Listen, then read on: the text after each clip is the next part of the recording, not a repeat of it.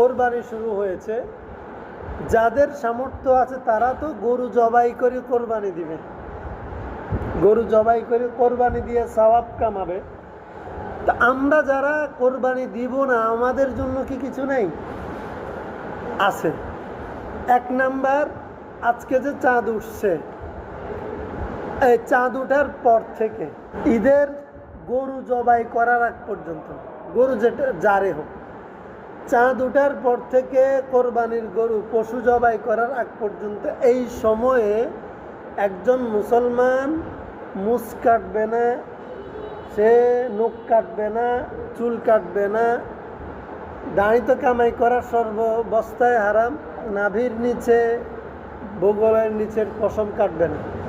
হ্যাঁ, যেন আমার এই মুছ নখ কাটা পশম কাটার সময়টা 40 দিনের বেশি না হয়ে যায়, 40 দিনের বেশি না হয়, এটা খেয়াল রাখবে।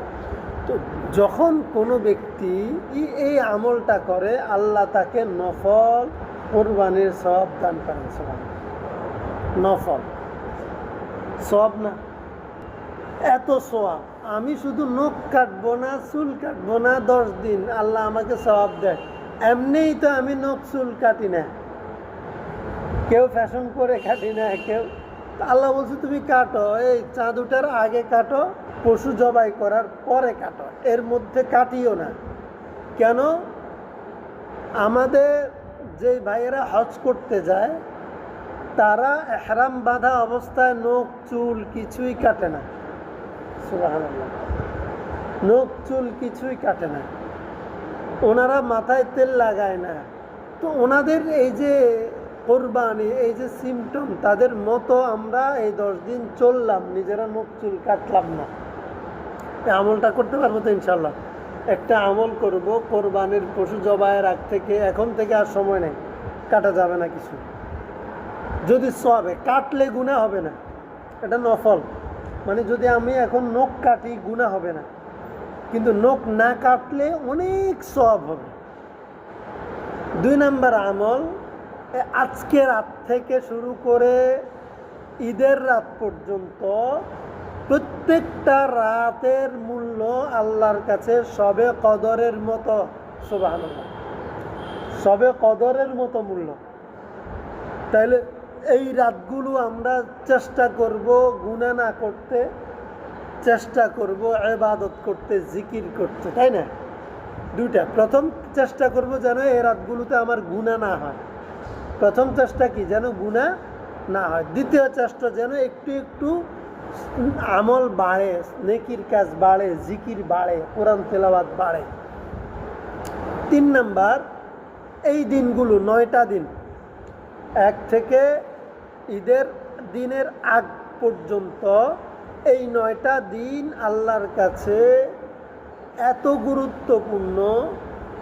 কেউ যদি এই একটা দিন রোজা রাখে, সারা বছর রোজা রাখার যে গুরুত্ব মর্যাদা আল্লাহর কাছে, এই একটা দিনের রোজার গুরুত্ব আল্লাহর কাছে সেরকম। সুবহানাল্লাহ।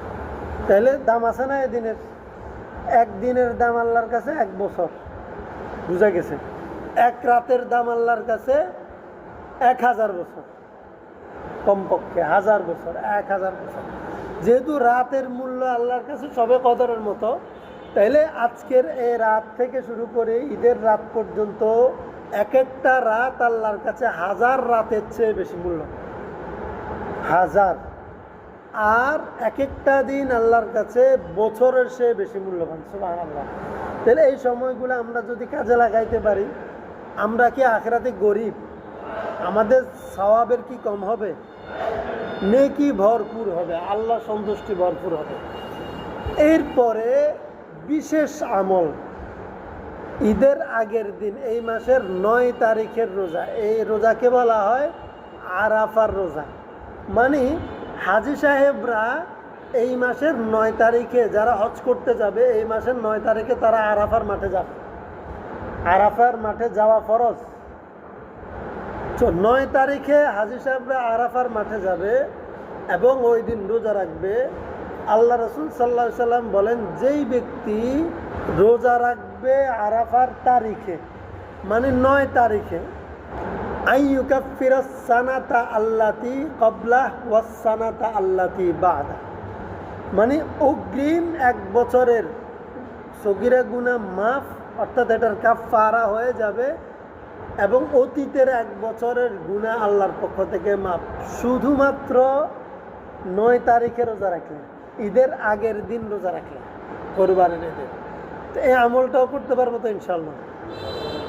এরপরে আল্লাহ রাসূল সাল্লাল্লাহু আলাইহি ওয়াসাল্লামের ঈদের রাতের আমল, যে ব্যক্তি ঈদের রাতে গুনাহ করবে না, আমল করে কাটাবে, নামাজ পড়বে, মান কামা লাইলাতাইল ঈদাইনি মুহতাসিবান লাম ইয়ামুত কলবাহু ইয়াওমা তামুতুল কুলুব, যে ব্যক্তি ঈদের রাতে নামাজ পড়বে, ইবাদত করবে, হাসরের মাঠে যেদিন সবাই ভয়ে কম্পমান থাকবে, ভীতু থাকবে, মরে থাকবে, ওই দিন এই লোকটার কলব মরবে না, অর্থাৎ সে টেনশনে থাকবে না, মন মরা থাকবে না। মানুষ কখন মন মরা হয়?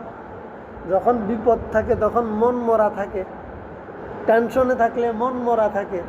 তা আল্লাহ রাসূল বলেন ইয়াউমা তামুতুল কুলুব, যেদিন সবার মন মরে যাবে সেদিন এই লোকটার মন মরবে না, মানুষে টেনশনে থাকবে না। অর্থাৎ সহজ কথা, যেই লোকটা ঈদের রাত, চাঁদ রাত যেটাকে বলি, ওই রাত নামাজ পড়বে, ইবাদত করবে, হাসরের দিন তার কোনো বিপদ হবে না। সুবহানাল্লাহ। এই আমলগুলো আমরা করতে পারবো তো ইনশাআল্লাহ। আল্লাহ তাআলা আমাদেরকে সঠিকভাবে এই অল্প সময় যে আমলগুলোর কথা শুনছি, এই 9 দিনের আমলের যে বিষয়গুলো আমরা আমল করার চেষ্টা করব, 9 দিনের সময়টাকে আমরা কাজে লাগাবার চেষ্টা করব ইনশাআল্লাহ। চেষ্টা করবো তো ইনশাআল্লাহ। আল্লাহ তাআলা আমাদেরকে কবুল করুন, আমিন।